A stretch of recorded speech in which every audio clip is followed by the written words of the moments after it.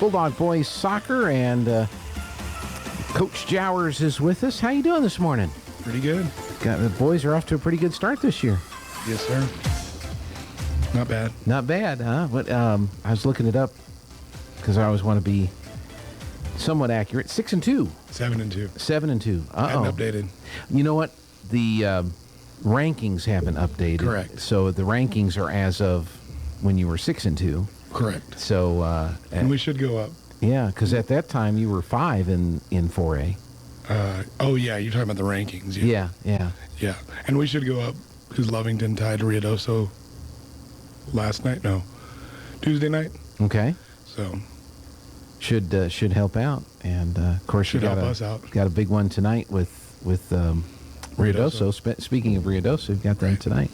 So we'll talk a little bit about your team. You have some returners. You have some new kids that came up from JV. Just kind of talk a little bit about your squad. So, I mean, they're all really good boys. The best part about it is this is their team. They've really taken ownership of their team, and I've always given them an analogy of just the captain kind of steering the ship, but this is you guys' boat, and so it's fun to watch them because they do it themselves. Obviously we as coaches put them in the right direction and keep them on track, but for the most part they're the ones getting it done, and the best thing is they just never give up. It doesn't matter if we're down or whatever, like they're going to just keep fighting. Yeah. So. Had a little bit of a challenge Tuesday because they were up 4-0. Yeah. And then in the second half, some of that's on me. And I've already told them, I was like, some of that's on me, with them scoring 2 goals because we try to do some different things. I'm not one of those coaches that likes to just run it up. If we're in a 4-0 lead in soccer is relatively comfortable, and so at that point, I feel like it's a good opportunity in a game time situation to work on things, and that's what we tried to do. Yeah. So. Now, last year you made it into the playoffs, and I think won your first game, right, in the playoffs? No, that was we lost to Pius, and that was the first round. That was the first round. That was here. But that was pretty good experience for the team, though, getting into the playoffs and hosting a playoff game. No, and that was good because, I mean, none of those boys had ever been there. And so when we went to Los Alamos this year, we got second in that tournament. The year before, we got third. And so it's just a matter of keep progressing and looking at one game after the next. And tonight, we're going to focus on Ruidoso. And then after tonight, we'll focus on Clovis and then keep on going down the road and take it one game at a time. Yeah. When you went to the tournament in Los Alamos, did you see some of the teams that you're probably going to see in the playoffs later this year? Or was there some? Well, I mean, I hope not. Our whole district was there except for Portales. Is that right? Yeah, Goddard and Lovington were there, which was good for us because I guess there's no hiding things. We all know how each other play in their own district. And then Los Lunas was there, and Aztec, and a couple other teams that I mean, possibly Los Lunas, but I think Aztec's like 0-7 right now, so probably won't see them. But we very well could be playing Los Alamos in the first round. Okay. Or Pius or any of these other teams. So yeah, that's pretty exciting. So, and that was probably good to have a road trip because you had to spend overnight and do some of that, getting ready for those types of trips that are going to be coming up later this year. Yeah, and I think those tournaments are good opportunities for the boys to play 2-3 games in a matter of 2 or 3 days, just because it's not easy. I was thinking about that the other day. I was like, the football team goes from Friday to Friday. Mm-hmm. And I was like, man, that would be nice. Especially on a week like this where we go Tuesday, Thursday, Saturday. Yeah, 3 games this week, yeah. Right, and it's a matter of, and it's no different than professional soccer. You hear their coaches talk about it as well, that it's a matter of having enough depth to be able to get the job done. And I honestly think that that's what has helped us last year and this year, is having the depth and quality and depth of players where you can give the players time and rest and stuff. Because Gabriel Cardenas, who's one of our starting midfielders, he didn't play. He only played like the first 10 minutes of the game because he rolled his ankle, and But it's nice whenever other boys can step in and fill that void. Yeah, well, hopefully he's ready for tonight. If not, he'll be ready for the next game. He'll be ready for Saturday or whatever's coming up on that. Well, that's pretty exciting. Fan support, looks like there were a lot of folks that came out on Tuesday to watch when you played NMMI, and then everybody raves about the concession stand out there. Well, that's not me. That's Tina and Terry. So they do a great job, and I really appreciate it because it's amazing when you don't have to worry about it and it just gets done. And as far as the fans go, like, you're probably a better gauge than that of me because everybody always says how many people there are, and I'm like, I don't even notice. Well, you're busy with the game, you've got other things on your mind. I don't notice that stuff. Yeah. I mean, when we played Pius, I did notice, wow, there's a lot of people here last year, but not enough to be like, oh wow. So yeah. Well, hopefully more will come out and enjoy the games and it grows. Let me ask you this: we had some folks on talking about the youth soccer programs, and I think they had their registration and they're getting ready to do their youth soccer. How important is the youth soccer program for getting people interested in coming up and playing at the junior high and high school level at the school? Well, anytime you get touches on the ball, it's going to be good. Soccer is one of those sports that right now is the most common thing is, well, I played soccer when I was younger. You probably hear that a bunch, right? You hear that a bunch, whether it's from professional or college athletes. For instance, I know Odell Beckham, he was one of the ones that accredits all of his stuff to his youth years of soccer. And so I think it doesn't really matter whether you end up playing soccer when you get older or whether you end up going to football or volleyball or basketball or track, cross country, all the other sports. I mean, it's kind of like gymnastics in the fact that it just gives you the footwork and the ability and the endurance to do whatever you want to do. And I mean, it's great, and I would hope that they would continue it and come and play at the high school level and even further than that. Just because it's been a lot of fun this year. I've gotten to watch some of the players that have gone on this year with Darius, Santi, and Zach, who've all gone and are playing right now either at the college or over in United, and then Zach's over in Leeds, England.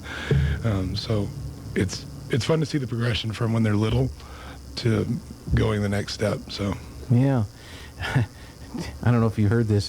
There was a rumor that Elon Musk was going to buy Manchester. I don't think they need that. Since the Twitter thing isn't going to happen, apparently, he's going to take his money and go buy an English soccer team. Those people are serious about soccer there, aren't they? I don't know that Manchester's the club for him, but I think the owners get more criticism than the coaches do at some of those clubs. Yeah, well, it kind of happens in other sports as well. There's good owners, and then there's owners. Yeah, but they don't riot in the streets. No, that's true. That's true. Only after the Super Bowl or the championship or something like that. But that's pretty crazy. You'd sent me a note. You've got a tailgate coming up. Is that's next Saturday, right? That's not this Saturday, but next. Next Saturday. So tell us a little bit about the tailgate that's coming up. Right. So we do the tailgate out at, let me pull it up. So I did the same thing. I don't have this one locked in on memory. But I do know that it's when we play Pius. Okay. And the Pius game, that's one of the games that if anybody and everybody around town, that's going to be one of the harder home games that we have, if not the hardest home game that we have. And I really want our fans to come out and show up and help us, get onto that one. But and that's an evening game too. Yeah. So because I think it's at 7, which was really odd because their coach wanted to play it later, and most coaches that are from further away and AJ's a good guy over at Pius, and he's like, no, let's play it at 7. And, so he was all about doing that, which I think is good. But anyway, we're doing the tailgate that night, so hopefully everybody comes out and gets the tailgate and comes to get pulled pork, sandwich, chips, and a drink with soda or water. $8. Yeah, Z&M Barbecue's doing that. Z&M Barbecue, there you go. Doing that. So that's on the 17th. So that is going to be a tough one. We're because you mentioned that you'd played St. Pius in the playoffs last year. Now are they Are they in a different class? I don't see No, them. they're in 4A as well. They are? And Where they're are they in the rankings? They should be at like 3 or 2, but I'm looking at NM 4A high school soccer rankings, and I see Lovington 4, Artesia 5, and I don't see St. Pius listed at all. That's weird. let me see, because I just looked at this. But Yeah, you may be looking at the coaches poll or whatever. I'm looking at the Max Preps, which is the... they just played the other day. Is it Atrisco Heritage? Mm-hmm. And lost to them, but they beat Hope Christian 2-1. So I don't know if that gives you perspective after looking at the rankings. Yeah. Because Hope, I think, was ranked 1. I must be looking at the wrong thing. I'm looking at New Mexico high school soccer rankings. Mm-hmm. Okay. I'm looking at all classifications, and I don't see St. Pius listed. What am I doing wrong? I just use the app, so... I'm on there. I'm on the website. Artesia Bulldog Varsity Boys Soccer 22-23. Minimum games played 4. Maybe they haven't played 4 games. Pius just played 4. So okay, they just finished. That's right. So that's why they're not showing up on the Max Preps yet. And if you go to standings, the standings is usually it'll be closer to. Yep, there they are. There's the full standings. So if you go to standings, it kind of shows where everybody's in a kind of fall. Right. They show you at 2 and St. Pius at 3. Right. Goddard at 5. And now, obviously, the standings aren't going to be 100% correct because they take into strength of schedule and some of the other stuff. But if you look at the standings and the rankings, it kind of gives you an idea of kind of where you truly fall. Yeah. And so, but yeah. I wonder why because you've played, what, 8 games? They've only played 4, so I wonder why they're a little behind, but we don't know. But in any case, what we're saying, folks, is on the 17th, which is not this Saturday, next Saturday, St. Pius is going to be here. It's a Saturday night soccer game out at the Mac Chase, and we need a big crowd out there. Yeah, because we really want to. We put the barrels out, and Coach Delgado and his wife and family went and painted them and everything, and they look great. And we're trying to get them out there. And on the north side on the grass, we're trying to get everybody out there and have a good supporter section for the students and parents and fans, whoever wants to go over there and be loud and support, because it's the closest that you can get as a spectator to the opposing bench. So that's true. All along that north, how far along can fans go? Anywhere on that grass, you just can't get over towards the side. So okay, but yeah, the goal is one day I'd love it if we looked over there and saw just a sea of people filling that whole grass berm, standing and having a good time and cheering. So yeah, I think it would be a really neat experience for the boys, just because we're so used to having, everybody on the other side, and whenever you kind of disperse people, it kind of, makes things a little different atmosphere. Yeah, and then everybody can join in with the barking guy and bark when you guys get a goal or whatever. I mean, he tries. You can hear him in the press box. Can you? When he gets going. I can't hear. I don't hear anything. You don't hear anything. You're busy. Anything. I'm more of an observer type, so I'm sitting up just kind of taking everything in, and then all of a sudden, after a goal, it sounds like he's going to have a heart attack. The only time I hear him is if he comes and does a send-off for us. Yeah. That's whenever I hear him. Whenever I'm going and watching other sports, I hear him. So I guess it is a spectators kind of thing. It's all part of the event. It's all part of the show that goes on. We have a barking guy. What do you have? It's and nobody else has a barking guy. So we're pretty proud of that. The only other thing I would say is tonight is unique in our games that we have a girls and a boys game. Mm-hmm. Doubleheader tonight. They're playing Chaparral. Chaparral must be struggling. They don't even have a roster posted on their website. Wow. So, and the girls need a win. They've I think lost 5 or 6 in a row, so they could use a win. But they're at 5 o'clock. And they're young. That's right. And then how long generally between the games? That is a good question. Because you have a specific set of routine for warm up for each team, but it's right? not that much of an issue at our place, because we can warm up on our grass fields, whereas, when we play like in Los Alamos and other places, the place to warm up at their field is not ideal, and the grass is a little thick. So warm-up routine or whatever is really irrelevant since we have the facilities to do that. Okay, so everybody should be warmed up. So as long as the girls' game is done by 7, yours should start at 7 o'clock. And I mean, in theory, we should be able to just jump right on and play. 'Cause Yeah. we should be warmed up by the time we get over to the game field. That's right. That's right. So what do you know about Ruidoso? You mentioned earlier that they had tied someone, but Well, they tied Lovington on Tuesday, and everybody, to the coach over in Ruidoso, all the credit, because he's done a great job with them over the past couple of years. And I think consistency in coaching is a huge deal when it comes to high school athletics, because the longevity and the longer you can have a consistent coach with a consistent game plan moving forward, I mean, the more successful the program will be. And I mean, the product of our football team is consistency in coaching, routine, and some of that's tradition and routine, but it's proven. And it's not just there, it's proven everywhere, and he's done a good job of being consistent and being there for more than a year or two. And so I think that I've told everybody last year, I was like, you better watch it. Ruidoso is not going to be a pushover for very long. yeah. And I think some of our fans are like, why are our boys playing so bad? I'm like, no, our boys aren't playing bad. They've gotten better. That's right. And so credit to them, because they're definitely improved. Who's on your coaching staff this year? So Coach John Kelly is, and then Billy Delgado. Okay. So, Coach Kelly.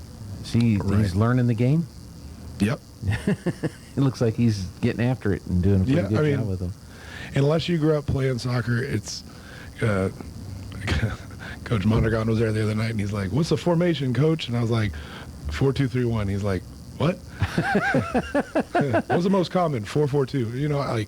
And the other coaches, was between Billy and John, there's times where we're making changes on the field, and I'm just like, we shout out numbers for positions, and it's not like a right back or a left back or a center mid or whatever, and you do it so long and you do it enough that I don't need a board or anything. I can just I can make those changes in my head pretty quick, whereas whenever I watch them coach on the JV side, you can see it takes a little longer for them to process those changes, because if you have soccer's not like football or baseball. Well, I mean, baseball and basketball pretty maybe, you might have a first baseman that could play, third or something like that. But soccer is very specific in the fact that you could be playing defense and have to go play offense, or vice versa. So there's and even goalies, there's players on the field who arguably, if I needed them to play goal, probably could go back and do that. And I'm sure there's a couple of questions about just the whole soccer game. Now, if you've been in it or had kids in it, you understand it. But for example, your clock counts up. Yeah. So and then so the total length of the game for high school is 80 minutes. So you start at 0 and it counts up, and you're getting to 80. But when you get to 38 minutes, they stop the clock. Right. And 78. And 78, they stop the clock. Right. So what? Kind of give us a little insight as to why it's done that way. Well, I think it's done that way, but just because, I mean, when you watch soccer on TV, it runs to 90, and then you get the little plus on the side with the extra minutes. And then everybody thinks that it runs just 5 minutes, but the time is just kept by the ref, by the center ref. And that's one of the things that I think I know it frustrates my father-in-law, being a basketball guy, because he doesn't understand why we don't have timeouts, and he doesn't understand why we don't have the clock doesn't stop.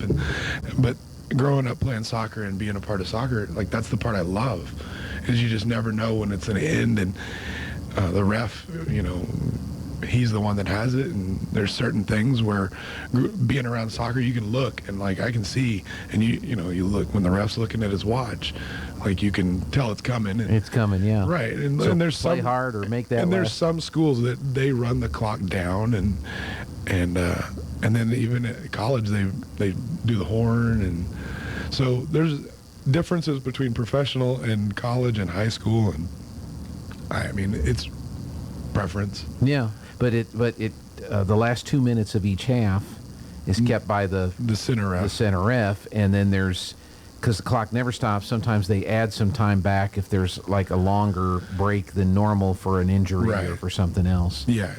Which on the girls' side, like, I mean, my daughter's playing on the girls' side too, and I'm like, I thought we dealt with injuries, but the girls' soccer programs, not just ours, it's like, man, they end up with a lot of injuries. Mm-hmm.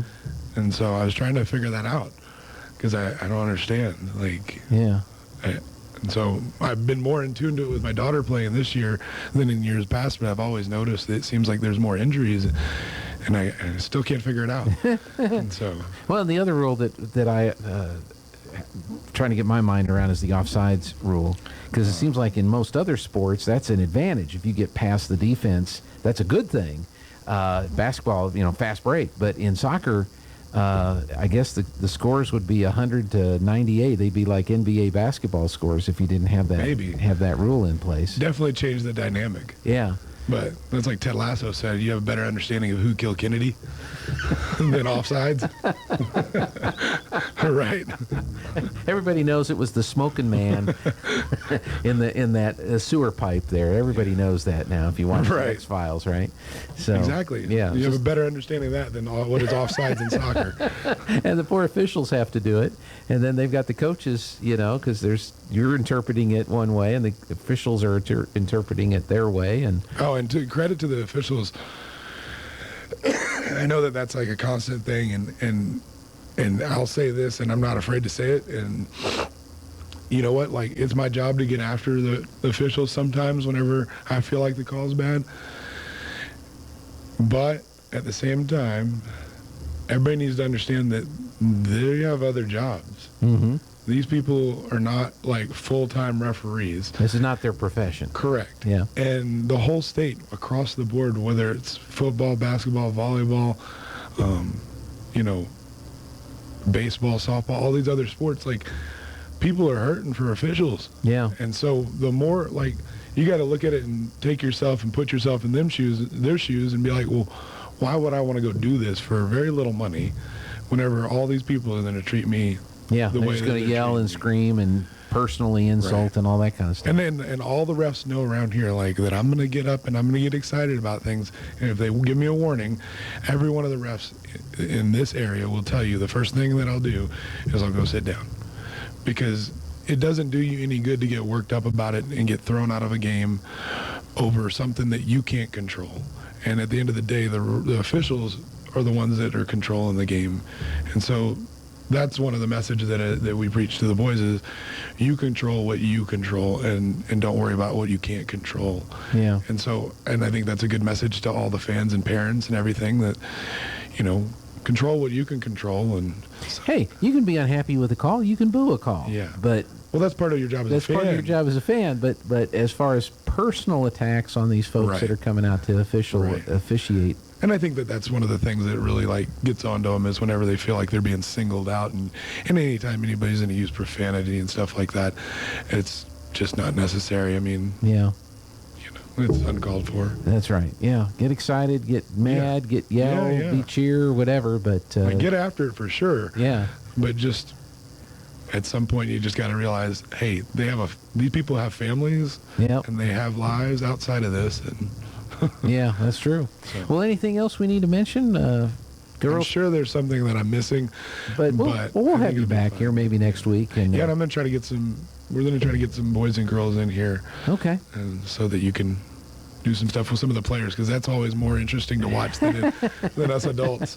Well, let's see. If we wanted to do this time slot next week, we can do that Thursdays. Okay. And, especially with St. Pius next week. And that'd be great. Talking about that. So tonight, the girls are at 5 against Chaparral. Then you guys play at 7 against Ruidoso. And then you're on the road Saturday? Clovis. And the girls are here against Santa Teresa on Saturday. Yep. And then next week there's more soccer. So I can't remember who the next one is. I know I mean, I know Ruidoso obviously tonight, and then Clovis, and my brain hasn't. Oh, Carlsbad next Tuesday. Ah, where's that? In Carlsbad. In Carlsbad, okay. Which is not the most pleasant experience. But, you know, if you look at our schedule and you look at all of our home and away games, Yeah. the irony is that everybody that we are playing home this year, we played 2 times with COVID away. So Carlsbad, to be fair, we played them at home 2 years in a row, so we're due. Yeah, go down Carlsbad's not a fun place to play. Neither is Lovington, so credit to them. Yeah, well, that's right. That's a home. That's the way I want it to be home here. field advantage, right? You know, I don't want it to be fun or comfortable whenever the people come to play us here. So That's right. Coach, thank you so much. Appreciate your time, and Thank you. we'll see you guys next week, or we'll see you tonight. We'll see you tonight. That's right. All right. All right. Coach Jowers with us. We're going to take a break, see what else is happening. Now your pickles